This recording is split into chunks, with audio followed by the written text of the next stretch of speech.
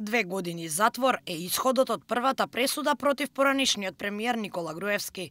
Тој не дојде да ја слушне пресудата во Скопска единица, а специјалните обвинители не побараа мерка притвор. Неговите адвокати најавија жалба до апелација, чија одлука може да ја потврди пресудата на кривичен или пак да го врати случајот на повторно судење.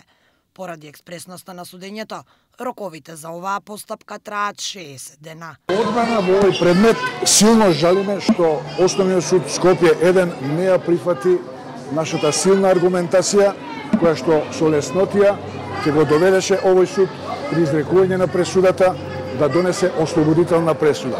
И не само тоа, но да донесе и одбивателна пресуда. Тоа од причина што не постојат услови за кривично гонење на ниту еден од обвинетите. Сигурно сме незадоволни и ќе вложиме сериозна жалба. Доколку апелација ја потврди пресудата, за 2 месеци Груевски ќе треба да почне да ја извршува затворската казна, бидејќи неговиот пратенички имунитет не важи во случај кога има правосилна пресуда за кривично дело. Во ваков случај, Груевски ќе има можност да се жали до повисоката инстанца, Врховен суд, но тоа ќе мора да го прави од затвор. Поранешниот премиер е обвинет во уште 4 други случаи на специјалното јавно обвинителство. Невисоката казна на Груевски му е предвидена во случајот Титаник, каде се товари за 3 кривични дела.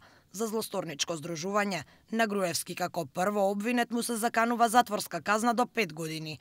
За злоупотреба на средствата за финансирање на изборната кампања е пропишана затворска казна исто така од најмалку 5 години, а за повреда на избирачкото право, затворска казна од најмалку 3 години. Најверојатно, за овие дела судот ќе донесе единствена пресуда.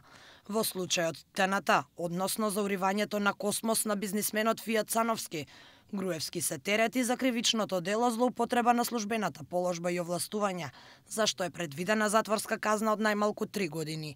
Во траекторија, Груевски е обвинет исто како во Тенг за примање награда за противзаконито влијание. За провизиите од автопатиштата на поранешниот премиер му се закануваат максимални 3 години затвор. Во насилство, за шамарите во Центар, максималната казна затвор е исто така 3 години. Според правните експерти кои ги консултиравме, доколку поранешниот премиер биде осуден на затворска казна во сите или поголемиот дел од случаите, ќе мора да му се изрече единствена пресуда, бидејќи збирот на годините затвор не може да биде поголем од максималната казна за најтешкото кривично дело. Против Груевски, специјалното јавно обвинителство ја отвори и истрагата Талир. Во неа поранешниот премиер се товари за перење пари преку незаконско финансирање на ВМРО ДПМН и за пропаднатиот попис, а се истражува и евентуалниот криминал со електрична енергија.